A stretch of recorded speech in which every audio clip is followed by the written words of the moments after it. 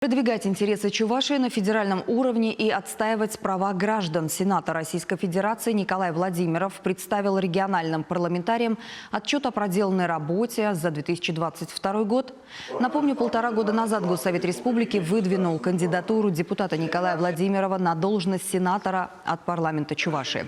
И теперь он посчитал нужным отчитаться о своей деятельности перед коллегами. В Верхней палате Российского парламента Николай Владимиров состоит в комитете по конституционному законодательству и госстроительству, который как раз-таки работал над правовой интеграцией 4 новых субъектов России – Донецкой и Луганской народных республик, Херсонской и Запорожской областей.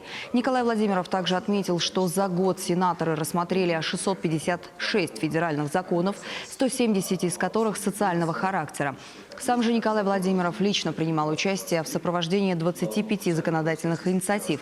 К примеру, теперь отказать в госрегистрации товарного знака организации могут, если он вводит потребителя в заблуждение относительно места производства товара. К тому же самозанятые теперь тоже вправе регистрировать товарные знаки. Как сенатор России Николай Владимиров тесно взаимодействует с правительством Чувашии. По просьбе региональных министров инициирует встречи с коллегами из федерального центра. Диалог помогает сдвигать с мертвой точки многие вопросы.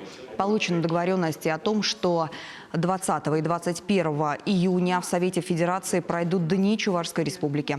Коммуникации Николай Владимиров выстроил и с жителями республики. Как минимум дважды в месяц в общественной приемной партии «Единая Россия» в Чебоксарах проходят приемы граждан.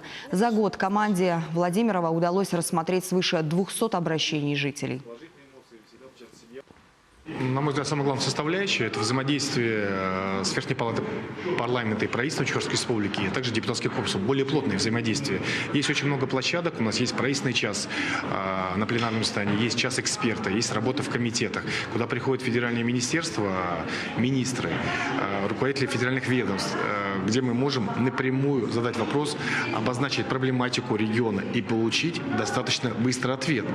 Если же он не очень хороший и не устраивает регион, мы можем воспользоваться дополнительным вопросом, направить уже запрос сенатора в это ведомство федеральное, и постараться добиться положительного вопроса. Получается это, есть определенные моменты, по которым мы работаем и продолжаем отрабатывать. Надо отдать должное, что сегодня в адрес сенатора Владимира Николая Николаевича не прозвучало вопросов, связанных с критикой о его деятельности в Совете Федерации. И он сегодня представил, на мой взгляд, доклад был очень объективный, емкий и подчеркнут о действительно значимой работе, которую проводит Николай Николаевич в Совете Федерации в интересах нашей республики.